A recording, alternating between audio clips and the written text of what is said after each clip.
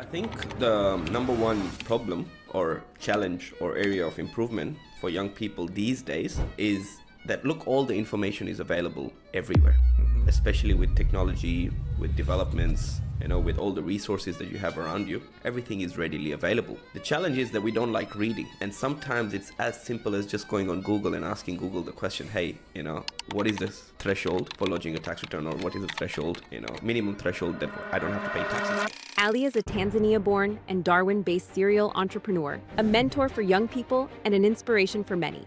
Meet the man behind Sumov, Kindness Shake, and Top End Maintenance. Specializing in multilingual accounting and business strategy, Ali helps small businesses, nonprofits, and everyday people thrive. Yeah, I think at the end of the day, it's all about faith and hope, right? And believe. If you don't believe in yourself and if you don't have the faith that it's going to work out, then it's just going to be hard. And the three or two things that I always tell people, that if you're doing the right thing and if you're going to be helping people out, then I don't think so you need to be worried about anything. The idea behind starting Samaf was, firstly and most importantly, was that freedom. That matters a lot. It's one of my biggest values. And secondly, it's about giving back. The only way, and Samaf started during COVID. At that time, we had lost our jobs. We were international students, so we didn't have any government support or anything like that for many of us. And it's during that time when we started the Kindness Shake, and I was part of, forming that not-for-profit. But that's when Samaf started, because the only thing I had at that time was my knowledge and my skills. That's it.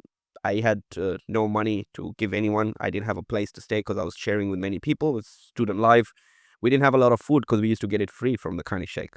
So the only thing that I had at that time was my education and my skills. And I wanted to do something for the community. And that's when Samaf started, as an accounting firm, to just give back to our community the skills that we had been taught for many, many years in the education that we studied, but also the industry that we worked in. And that's how it started. And as soon as we started, it just so happened, and we're very grateful for it, that the CDU tax clinic fell right into our hands. And it just resonated with what we did, why we did it, and who we did it for. Education and skills. That's right. Something no one can take from you. What is the most fulfilling thing about having Samaf? I think it's the people that you work with. The two main stakeholders at Samaf is our clients and our team members. We have a range of small businesses, big businesses, but talking about my team members, we have had over 75 people go through Samaf and now are established in their careers, either working with us or doing other things around Australia, actually. And the most fulfilling thing is when you see them achieving their goals. When you hear someone, because I've gone through the whole process, and I know a lot of young people and a lot of international students go through it, is you finish your degree, you have your graduation, which obviously everyone goes through, an exciting thing, obviously. And then you get your TR, again, another, excitement thing. And then you get your nomination, your PR, your citizenship. So that is a whole journey that I am so, so grateful to be part of 75 people. And over the past 4 or 5 years that we've been in business, to be able to see that joy that comes from achieving those things and knowing that you have been part of that journey, because that is something that no one can take away from me, regardless of whatever happens. And it's something that's going to stay with me, but also all those other people for the rest of their lives, and that, I think that's the most important part, It's, and I might not even keep this on, but it's really beautiful to see your community spirit.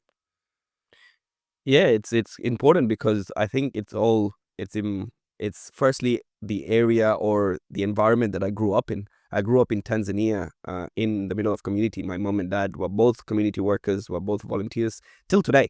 They still do it. My dad is very, very sick, but I'm sure he still helps out as much as he can. And I think that is where it comes from. It's nothing that is just built in or comes magically as soon as I came in Darwin. I think it all comes from where I come from and from the upbringing that my parents gave me.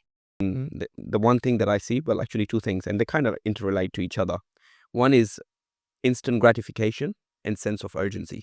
These two things are something that is just a young people's behavior now. Because if you need anything, you go online, you order it. You need food, you need resources, whatever you need. It's just so quick.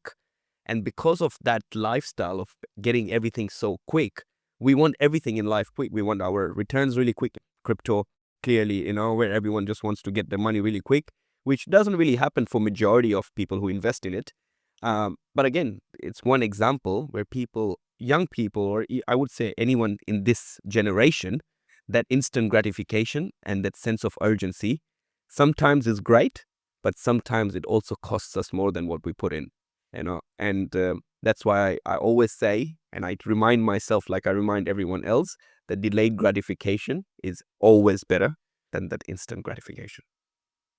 Yeah. You have a choice every time. Oh, actually, when I think about it, yes. It's like, okay, you could either eat that burger now and feel really good, or just not eat it and feel better in the longer run. That's right. And again, it's a very good point that you mentioned about choices, because sometimes you have to have that sense of urgency, and sometimes you can capitalize on it and take that opportunity. What do you think is something that people are getting wrong constantly with their money? Yeah. So in answering that question about what young people can change, or what is the number one, situation right now with money, and I would say is that lifestyle, is we spend money on what we want rather than what we need, and what can then later result into passive income or anything like that. So that is the number one mistake that I've seen with people doing with money, is spending Afterpay, ZipPay, Amazon, Temu. You'd be surprised with the number of people that we see on a daily basis and go through their bank statements, and you see all these transactions come up and you're like, wow, and it's good for me because I see that lifestyle and I see where they are at, and it teaches me what not to do, and is what I try and preach as much as I can. Again, look, I can't tell people not to buy a new car or not to spend money, because those things make us happy as well in one way or the other, even though it's that instant gratification. Yeah, but that's okay. Car is a delayed gratification. That's right, so well, trust me, man, once you drive it, then it doesn't really matter whether it's I wouldn't say, of course, a Rolls Royce is better than a Toyota, but I wouldn't say that you would feel the same. But again, it just makes you feel really good, which is completely fine. But just being mindful about that, and just your spending habits, your lifestyle. Just a side question, it might not even add any value, but have you ever been in a Rolls Royce, driven around or chauffeured or anything? Not in a Rolls Royce, no. What's the best one? So I've been lucky that I have had friends who own things like Bentleys and Ferraris and Lamborghinis and the rest. But again, if you don't own it, it doesn't really matter, right? It's good. It's a good ride. But I would love it if I had it right outside my house, even if I didn't ride in it. Yeah. Look, I've been a student myself for many years. In fact, I still say that I'm still a student because we learn every day of our lives, right? So, but if you're doing a degree, or if you're a student in academia, especially if you're a young person or a migrant or an international student, whatever, I like putting those things into three parts, right? It's your professional, it's your personal, and it's also your spiritual. That is also something that resonates with me. Now, a lot of people may not be spiritual, and that could be physical or sports or anything, meditation or anything that works with you that can connect you to that energy. But those are the three things that I would particularly say to focus on. So obviously your education, which is your career, it's the most important thing. For the team members that work with us, for the interns that do our internship with us, for any not-for-profit that we've been part of, the first priority when we come as an international student is our studies. Regardless of whatever happens, rain, hail, storm, whatever. That's your first priority. You got to get your degree done. That's why you're here. Your job is something that is in addition to everything that you're doing. It's a casual job. It's what pays your bills. It's what pays your day to day. It is definitely something your priority, but it's not something that you should focus on so much over your studies. And that is what we have seen a lot more down south, is that a lot of people pay more attention to the jobs that they do rather than the education that they study, not realizing that the education that you study will eventually lead you to a way better job, rather than just focusing on it right now. So obviously your personal, which is your academia, then your financial, is to make sure that you focus on your thing, and then your spiritual, because I think it's very important that as an international student, when you're doing so many jobs, when you're studying so much, there is something that you need to do that makes you happy, that gives you joy. And that could be anything. I just put it in a spiritual term, but it could be sports. It could be, just hanging out with friends, or, being involved in a hobby, or kayaking, or kite surfing, or anything, So those three things is something that I would tell any international student to, put it as a priority and just enjoy the journey. You were an international student too, right? Now, when you were a student, was this something that you learned as well? Like, did you know this fact back then, or did you also work jobs like that? No, I did all the jobs like that. I've made everything that I'm preaching right now, or if you would say preaching, I've made all those mistakes. But we learn from our mistakes. Exactly right. We know I've been someone who loved instant gratification. I've been into that environment. I completely acknowledge it and I address it. And that is why I go out there, because I've learned from it. If I was someone who hadn't been into that situation, I don't think so I have the rights to talk about it. But I know how it feels. And I've tried the other way around as well, when I've been investing since I was a young age, and delayed gratification, has led to some really, really good results as well.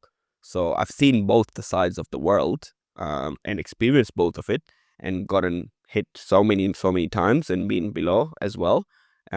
Mistakes, but it's all part of the journey, Absolutely. Very philosophical, and this might also be very old, so you might not even remember it. But if you remember, what was your outlook to life? What would success mean to you at that point? At that time, I was 20. I'm 31 now. Mm-hmm. I was 22 then. Young. Well, if you put it like this, obviously young is a state of mind, like you say. Yes. But I was younger, 9 years younger than what I am today. Success looked like a nice house, a good car, very materialistic. I came from Africa, so success, that is what success looked like. And over the last couple of years, I've grown as an individual. And the only thing that I used to look forward to back then was, getting my first car, getting my first house, and all of those things. And once you start achieving that over the years, is when you realize what your success is. And look, that's a very open-ended question, and it answers completely differently to every individual that we meet, right? Mm-hmm. For personally, listening to what Gary Vee has said is success, and I resonate to it because I remember it and I talk about it. So definitely it's stuck to my head, right? And is as long as you wake up every morning and are happy and are looking forward to what you're doing, then for sure, for me, that is success. It doesn't matter what I have in my bank account, but I'm happy to come out of my bed, which is the hardest thing for many, and go to work and still be happy about it. I think that is what success looks like for me. And I say that because there had been a time where I used to wake up in the morning and I would probably say hated, but over the years I've realized that hate is a very strong word, but I disliked what I did. And that was completely not success. I did make really good money out of it, but I didn't like it, and that wasn't successful. That, in my opinion. Yeah, I think I just took it around. No. Yeah. Yeah, I'm just blown away. It's okay. No, that's all right. So as long as you're looking forward to the next day, it's not about the materialism. It's not about the shiny cars or the house or No, anything like that. absolutely not. Like and then you only realize it because you have to have it. That's what I'm saying. That if a lot of people will say, oh, you'd rather be sad in a Ferrari than sad in a cycle, right? Like, I do agree, to that phenomenon, right? But I'm saying that it's not only the phenomenon, yes, it is part of, especially for migrants. Look, you accept it or not, we have been developed from a very young age to see all these beautiful things around us, which are buildings and cars and, your social media and everything out there. You can't say that it's not instilled in our mind. No. The first thing you see someone driving a car, a really good car, and be like, oh shit, this guy is really successful. We do it. I do it myself. And I'm saying it because we're so passionate about it, right? It is part of our daily lives. I'm not saying that don't do it, right? I'm not refraining from it, but I'm saying that you need to experience that to then know what actual success is, right? So get your cars, get your houses, for sure, but then you'll realize that, okay, it's not only that matters in life. Yeah. So it's not just the money that matters. Absolutely not. It's like, now you could have a great house, but if you don't have people living with it, you could have a great car, but if you don't have someone to ride around, what's the whole point? We talk about making 1,000, making 10,000 and stuff like that. And we always want more. The one thing that I realize is how much do you need to survive? Mm-hmm. that's the first number that any standard person needs to have in his mind. What is my rent? What is my groceries? What is my electricity? Standard. Once you come up with that figure, and that personally, that figure for me is $600 a week. For me to be able to sustain myself, sustain my lifestyle, on a very low scale. I'm not saying I'm eating at Pee-wee's every weekend or, getting Guzman every day. No, none of that lifestyle, obviously. Very similar, buying groceries, stuff like that. I need $500 to $600 a week to sustain me, which is almost $2,400 a month, to almost $30,000 a year. That is what I need. Anything more than that is a plus. And once you have that set in your head, it completely changes your whole perspective, because you only need 30, 40 grand. That's it. If you have a salary of 80 or over 100 or 150, now you have that whole buffer to play with. And you could invest half of it. You could enjoy your luxuries with half of it. If you're supporting people, you could do that. If you're doing charities, you could do that. And that's how we live. It's how the business survives. It's how my personal life survives. It's how I live, with my family overseas as well. Something that I learned as a coaching program, like I say, every father has a father. That means even though I'm talking right now, That's funny because we have a quote for that in Hindi as well. Oh, really? Yeah. Oh, yeah. Har baap ka baap hota hai na? Yeah. So every father has a father. So because of that, even though I may, know all these things, I've had a mentor in my life, and I'm sure he had a mentor in his life. So it's all a chain, right? So I also go through business coaching, and I think over the past year or so, what has molded me is that part of coaching. And one thing that I've taken out of that is the 90-day goals, is to write your 90-day goals. And I did a whole video on those 90-day goals and explained 5 things as to why. I'm not going to talk about it here, so you can watch my video. Okay. But yes, Yeah, fine. you can put the link on there. But yeah, so those 90-day goals, I've spoken about 5 things as to why it is important. Yep. I'll probably touch base on one thing as to why it's important to do your 90-day goals, because it resonates with your values, right? It really, really resonates with you. And when you write them down, it acts like a mirror, because it sees what's inside you, because I don't need to know. No third person needs to know. These are just your goals. So if you write them down, and whatever they may be, and it could be even buying a Rolls Royce, right? Like, it is what it is. Like I say, we listen, we don't judge. No, it's completely fine. For me, I'm big on holidays. I really, really love traveling. Yeah. And my 90-day goals always includes traveling. Yeah. And I've been able to accomplish it as much as I can. When you're younger, you obviously have these different ideas, and everyone goes through it. You want to try this, you want to try that, you want to try that. And that's how the whole YPM started, and obviously didn't materialize, or, never flourished, or, whatever. And then WYE started, What's Your Excuse? And, we started that. And I learned so many skills. So all of those were experiences for me. The one thing that I was taught by my mentor was that, and he gave me a good metaphor or methodology behind it, was you go into a village and you're going to do something for that village. Now you have a choice of going to one area and building one well and going all the way down there, whereby that well can sustain the whole village, or you go into that village and you build 10 different wells in different areas, but you don't go all the way deep down. So yes, they will have water for some time, but there will be a time where they'll run out because it's not dug deep enough. Yeah. And that is what resonated with me very closely. And after all these initiatives, I've realized that I need to give 100% into one thing. And at that time is when I realized that I have to give 100% in Samaf. So everything else that goes with it is just a support to what I do for Samaf. But my one thing that I give 100% in is my Samaf business. And that because of what I was, told. You giving out the whole story behind Samaf, it's just extremely beautiful to me. You know why? Because often people think that having something built up, it's just a matter of having that thing started and you'll eventually build it up. But it's a lot of the skills that you already have and a lot of the connection that you already have. That's what puts it in place in the first, to begin with. Because without having the skills and the knowledge, even if you have a great idea, you can't sustain it unless you're constantly developing. Would that be fair to say? 100%. Your skills, your knowledge, but most importantly, your network. Mm-hmm. You know, and I keep saying it that Samaf has been 5 years, but in terms of how we have made it, it's probably a whole journey of another 10 behind it. You know, of who we have met, how we have connected, how active we were at uni. And a lot of people say, oh, you don't have to be book smart or whatever, or, you know, be present in class. And a lot of young people don't do that. And my friends still make fun of me, you know, being the first one out there and answering all the questions raised by the lecturer. Mm-hmm. And a lot of people don't like it as well. But at the end of the day, because of being present in front of the lecturer when I started my business, he lended that to me, you know, or to our company, because of those things that I did while I was in class. And it could be completely irrelevant. I never even thought of what's going to happen. The project was never existed. But it's all those little things that you do in your uni life. You do it. Yeah. How I met Rumal in Jazz was through the Kindness Shake, was through because of volunteering, because they used to do catering. That's how we became friends. Yeah. And that's how, you know, things eventuated. So all those little connections, even till today, there are some connections that there's someone in the governance department that is his mentor, is someone that I, you know, take advice from and stuff like that.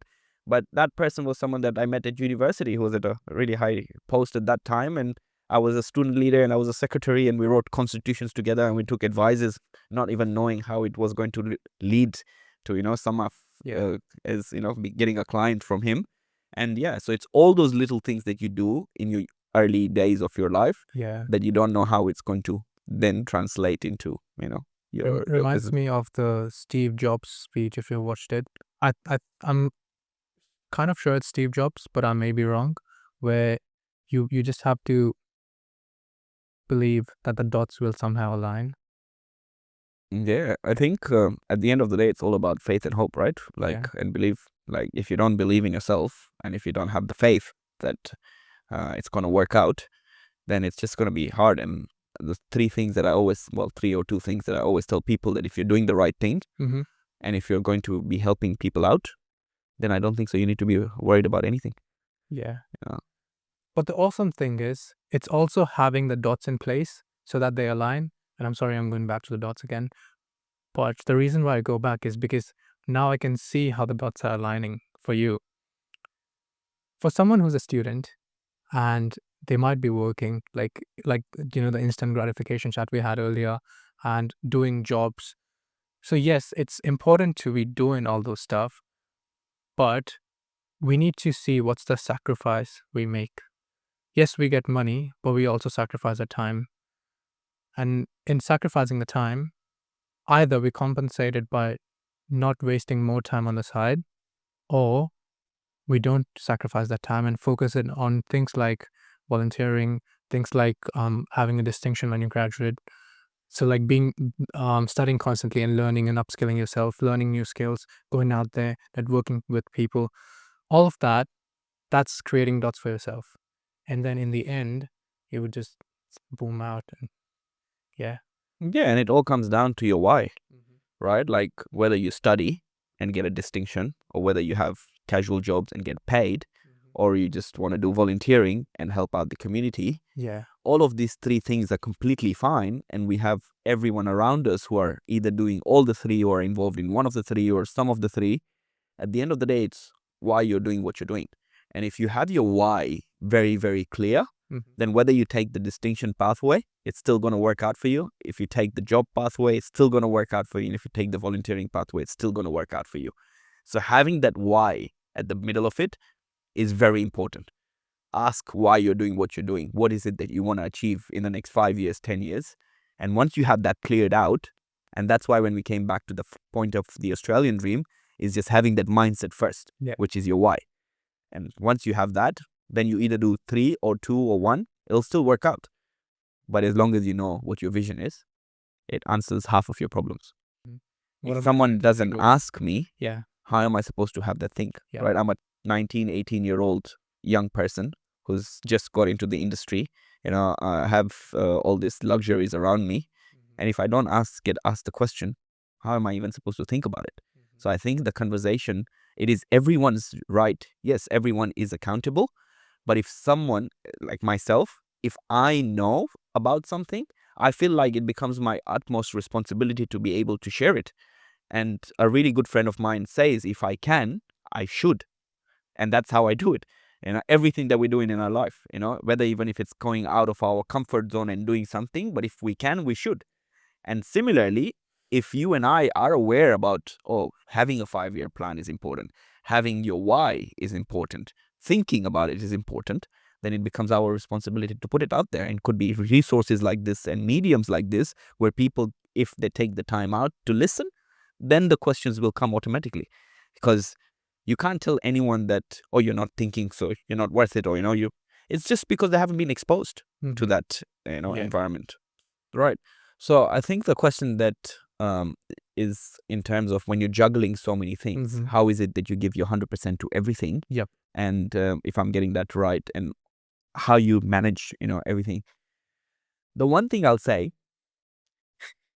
and might be very, very shrewd here, that if you think that you are doing a job, if you think that you're the only one studying, and if you think that you're the only one volunteering, then you need to check, because 20,000, there's 700,000 international students across Australia, and at least 60% of them are doing exactly what all of us are doing, right? They're all doing a job. They're all working. They're all doing volunteering. Maybe some are not involved in volunteering, some are, it's all your choices. Just having that in mind solves half of that stress, that overwhelming situation, because now you're part of the majority. You're not isolated. And that is what I feel like international students feel, is that isolation, being like, oh shit, I'm the only one who's working. I've got to cook food. I've got to be volunteering. Nah, mate, there's fucking other 300,000 people who have done the same exact shit that you are doing right now. And now they have achieved everything that they can. And there are stories right in front of you, right? There are all these international students. If you talk about me, because I'm sitting here, I was involved in like 5 different organizations. I did volunteering. I still did an internship. I still worked a full-time job. Yes, it came with a lot of sacrifice. It came with a lot of losing out on really, really great. Like, I've never been to a nightclub or a party in my whole uni life, pretty much, until towards the end of my career. So those are the sacrifices that come with it. But if you put yourself as part of the majority and be like, well, if that guy can do it and achieve it, why can I not? That is the first part that actually gives you that enthusiasm and courage to keep going. Because once you get demotivated, then everything is done, right? So keeping that motivation on, having that in mind is the one thing, right? And then once you go into your career, and then you obviously do other things and you speak to other people, and then once you have done all of this and you have that mindset, then the question that you ask yourself is, how can I do it better? And that is what I will tell international students to think about. Don't tell me you're managing your time and you have so many things going on. Fuck. Everyone does it. Everyone goes through it. How can you do it better? And that is when you start talking about the tools. Do you have an accountability coach around you, or you have your friends who can be accountable to you? Do you have run on calendar invites? And I think it's such a useful tool, is having those calendar invites, that at that time we didn't practice it so much, but now everyone does. It just gives you those select blocks. And for me, even, I think the most important thing is planning that calendar and setting blocks aside, but also setting blocks aside for your peace time, which is also important. So while we say we have a job, while we say we are studying, while we say we're also volunteering, where is your time, right? So when you put in your time, where you reflect and rejuvenate, all those other things become very, very easy. So it came to me and this was a conversation I had between me and my friend. My friend said, oh, you lost. And I said, how can I lose something that I never had? And then his follow-up question was, but you failed. I said, how can I fail when I learned? Would that be fair? 100%. And like you say, when, again, very philosophical, Thomas Edison, who invented the light bulb, missed out on building a light bulb 99 times. And people say that, oh, you failed 99 times until you build the light bulb. But his response was, I learned how to not build the light bulb 99 different ways. So I know I learned 99 different ways of how not to build it. And then finally I learned the one way. You see, it changes your whole perspective. And as soon as you mentioned it, I'm sure everyone's going to have a smile on their face if they listen to exactly what we've said. But it's powerful, right? And exactly what you said, you learn. And if you live your life like that, I think you're a winner. Yeah. Anyway. Yeah. Absolutely. This is a very solid point to end the conversation. Just a couple more questions from you. First one, if you could go back in time in 2016 when you were at that orientation and you had seen the younger yourself, what would you tell him? Well, I'm happy where I am right now. So, and that's the most important thing, right? And when people ask me that question, I'm like, yes, it's good to think about it otherwise, but I'm here now. And I'm happy where I am now. So if I am, even though I faced so much adversity, but if I hadn't gone through all of that, I wouldn't be where I am today, right? So the question that you could ask yourself is that am I happy where I am, right? And if yes is the answer, then how can I keep going on with that feeling? Or if I'm not happy about myself, I could have made some changes, but it's in the past, right? And the future is not decided. We don't know. So the only thing that I have at the moment is my present. So if I'm not happy right now, what can I do now to make those changes? I could have done X, Y, Z, 10 different things at that time, but what can I do now? And that is what I would probably pressure on, And when you talk about, my journey as, being in the war and, being, captive or, being whatever that happened in the Congo, I couldn't be like, okay, no, I don't want to do that. It was the worst part of my life. It's, completely traumatic and I still deal with PTSD and I still get medicated for it and all the rest. And I could be completely sad about it. But that situation taught me how to deal with fear, right? Today, I'm not scared of anything. Again, if I'm doing the right thing and I'm helping people out, then what am I supposed to be scared of, right? There came a time where I lost my life completely, What can I lose now? Like you said, there's nothing to lose, right? If I didn't have it, like doesn't belong to me or whatever. So that's the mindset that I try and live by. And I wouldn't call it luck, but I would say that it's really great that you've had a very good, supportive friend circle that has helped you grow up so high. And you've all uplifted each other, held each other's hands. And even just a small thing as just coming on and having that small conversation, I feel that is so powerful. I wish I had more of that, but I love that. Yeah, because people out there, you want to be successful, you're fighting against teams. You're fighting with 2 people, 3 people, you're fighting with 10, 20 people, and you think you can change the world by being yourself? Absolutely fucking not. It's just not the truth. You need to have people around you and give credit to them. And every time that you achieve or someone else achieves something, it's that combined effort. So even right now, you say Samaf, and you'd probably see me on my videos and whatever. Mate, I'm only able to do that because I have such an amazing team behind me that are managing my day-to-days. The only reason I'm able to grow the business is because my team at the back end is managing the fort. So it's the people around you. And I think the people is your biggest resource, when it comes to any form of business activity or volunteering or anything that you talk about. Ali Dhirani, thank you. Thank you very much. I really appreciate that. And let's see what comes out of it. Yeah. One thing that I had from one of my guests on my previous podcast, the episode's not out yet, but of course by the time this goes out, it would have been out ages ago. There is no full stop. There's always a comma. So I would look forward to speaking to you again. Absolutely. And let's put an exclamation mark behind it. Cheers, brother.